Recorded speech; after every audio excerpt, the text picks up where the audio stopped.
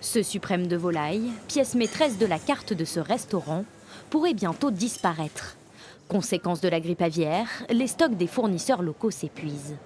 Ils nous ont expliqué qu'à partir du mois de juin, ça allait être compliqué d'avoir tout ce qui va être magret, foie gras, volaille. Donc forcément, les prix vont suivre. Et ils ont même estimé que ça allait être compliqué d'avoir du foie gras à Noël prochain et que ça allait peut-être atteindre le prix de la truffe. Donc ça avait été inédit. Donc voilà, on verra bien. Pour l'instant, on s'adapte. S'adapter pour ne pas se fournir plus loin, ni augmenter les prix.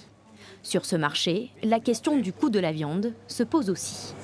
J'ai 6 enfants, une grosse famille. Donc pour moi, ce sera une diminution et un rationnement de la viande. Voilà. Chez ce volailler, pas de hausse en vue sur les étiquettes, mais des vitrines peu fournies en canard. Alors il me reste donc les magrets, il me reste les filets qui sont en vitrine, et donc il me reste 5 cailles à vendre, voilà, et une canette. Et après ça, on est en rupture. Pour s'approvisionner en volaille, il faudra plutôt se tourner vers les éleveurs charentais.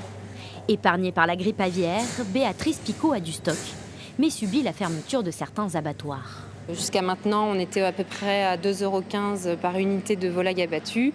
Et là, on se retrouve autour des 3 €, donc ça fait quand même une nette augmentation.